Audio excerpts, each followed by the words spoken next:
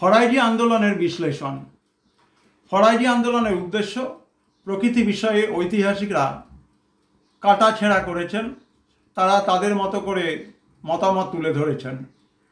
ঐতিহাসিক অভিজিৎ দত্ত মনে করেন ফরাইজি আন্দোলনকারীরা বাংলা থেকে ব্রিটিশ শাসনের উচ্ছেদ চেয়েছিল। আবার আরেকটা অংশ মনে করেন তাদের ব্রিটিশ বিরোধিতা ছিল অস্পষ্ট।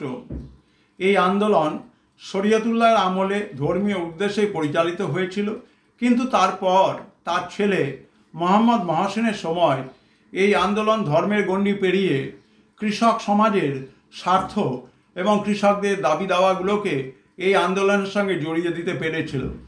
ফরাইজি আন্দোলন বিশ্লেষণ করলে দেখা যায় এই আন্দোলনে সাম্প্রদায়িকতার ঊর্ধ্বে উঠতে পারেনি। আমাদের শশীভূষণ চৌধুরী বলেছেন, ধর্মের বাইরে এসে ফরাইজি কৃষকরা ঐক্যবদ্ধ হতে পারেনি, তার ফলে এখানে একটা শ্রেণী সংঘাতের জায়গা তৈরি হয়েছিল বলে ব্রিটিশ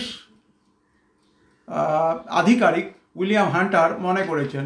অধ্যাপক নরহরি কবিরাজ তিনি বলছেন যে দুদু মিয়া জমিদার এবং নীলকরদের বিরুদ্ধে দরিদ্র নিপীড়িত কৃষকদের ঐক্যবদ্ধ করে তাদের নতুন চেতনায় উদ্বুদ্ধ করতে পেরেছিলেন। সুতরাং তোমাদের জন্য অত্যন্ত সংক্ষেপে যে ফরাইজি আন্দোলনের বিভিন্ন ধরনের প্রকৃতি বিষয়ক যে মতামত তার একটি বিশ্লেষণ তুলে ধরা হলো।